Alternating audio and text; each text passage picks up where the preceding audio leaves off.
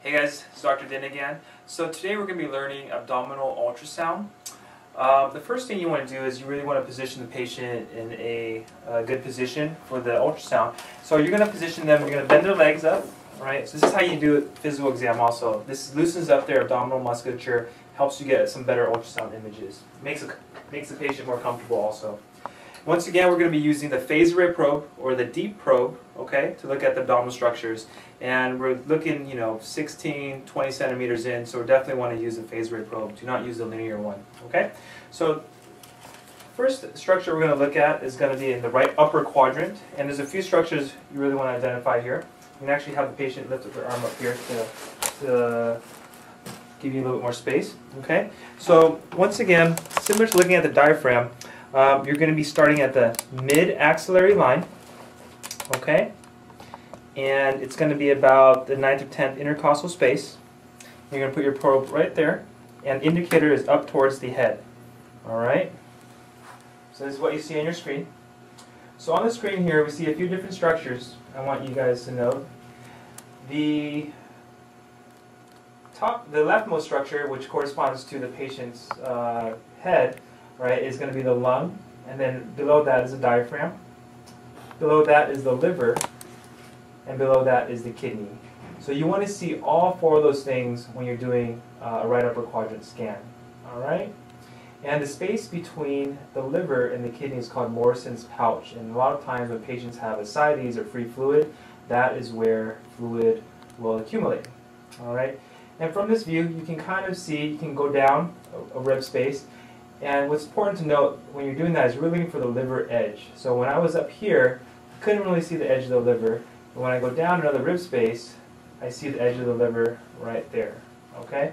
And notice how the diaphragm moves up and down as the patient breathes in and out. Also, from this view, if you really wanted to, you can actually measure the size of the kidney. So you can push you can push caliper, and you're going to measure the kidney.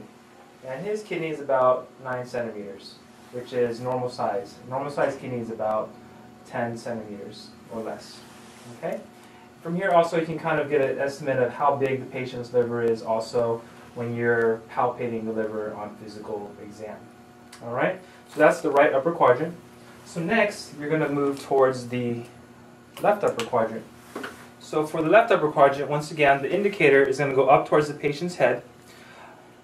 And the spleen is really posterior compared to the liver, so you're going to really have to get your knuckles to the bed. It's in the posterior axillary line, okay? So you're going to see me put my knuckles to the bed while I'm scanning, and it's a little bit more superior about the 7th or 8th intercostal space. So my indicator is up towards his head, okay?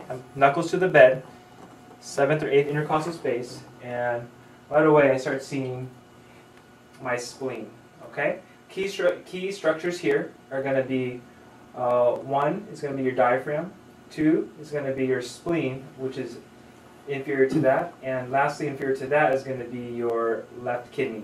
Alright, and take a small breath in, and you can see that when the patient breathes in and out, sometimes you can get a better image if the patient breathes in, so it brings down your structure of interest.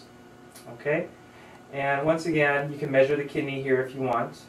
And just one more thing to note is the spleen, you'll see it looks really gray, and that looks very similar to the liver. This is because structures that are semi-fluid filled, such as organs like the liver or the spleen, they appear gray, as well as the kidney too. The kidney kind of appears gray on the outside and white on the inside. So kind of confusing when you see the liver and the spleen. But they look similar, but you really have to know which side you're on, and also you can identify certain veins that the liver has, such as the hepatic veins that the spleen doesn't have.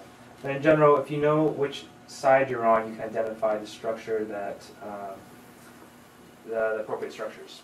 Okay? Next we're going to talk about is how to assess fluid status on a patient.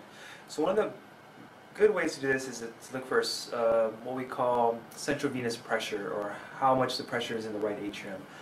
Sometimes you need central lines to be placed in order to assess this. However, there's a non-invasive way of doing this with ultrasound. It's looking at the IVC, inferior vena cava. So what we're going to use, we're actually use a phase array probe. This is going to be different from the linear probe that we've been using. So this one, like we talked about before, can see deeper structures. It can go up to 30 centimeters versus the linear array probe, which can only go up to 6 or 8 centimeters. So we're going to use this probe over here. And please ask your instructor to switch it out for you if you don't know how to switch it out on some of these machines. Alright, and once again, the indicator is going to be towards the patient's right side. Okay, and if we can look down here on the patient's anatomy,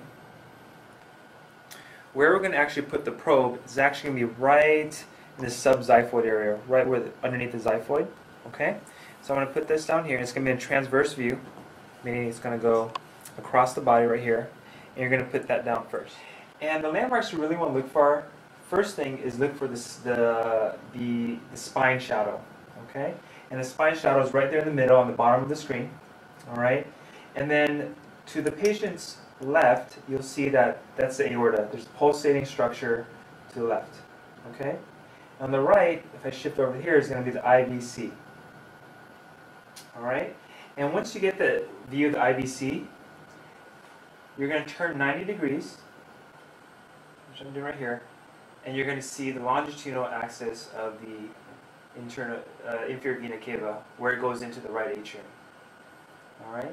And when I have the patient take a big breath in, you see that the IVC collapses, and then breathe out, and it comes, and then it distended again.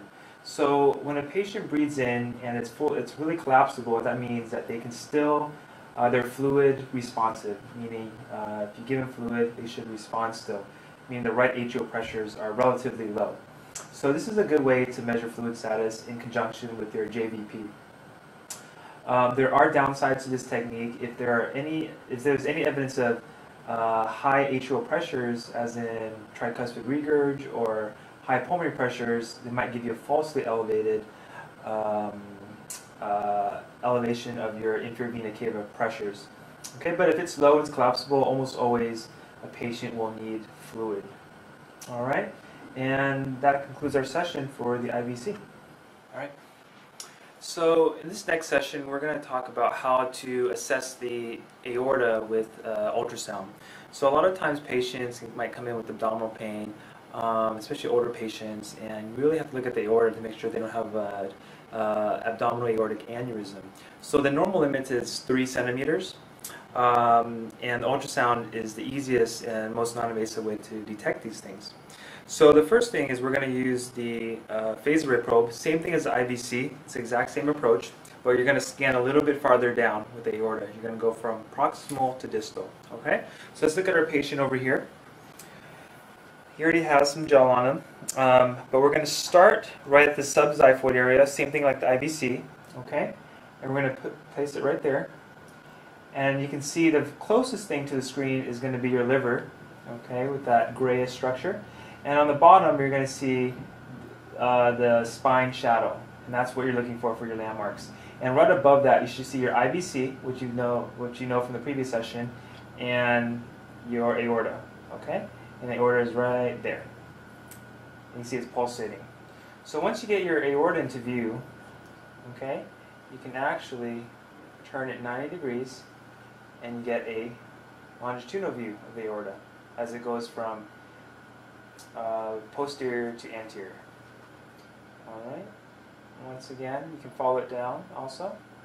And sometimes you might lose the aorta once you're in the mid-abdomen because there's a lot of bowel on top, and then air just refracts all the ultrasound waves. You won't be able to see the aorta that well.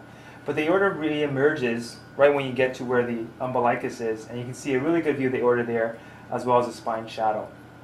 Okay, and sometimes over here you can actually adjust your depth. So you can decrease your depth a little bit so your aorta comes into view a little bit better. Okay, and as we move more and more distally, we're going to see the aorta turn to the iliacs. So right here is the aorta, and if you fan down, you see it moving into 2 separate vessels, which are the 2 iliac arteries right there. So aorta right here, iliac vessels separate with the bifurcation. The iliac vessels are right here. Okay, and we'll teach you how to measure the aorta using the ultrasound machine during the PDX labs itself. All right.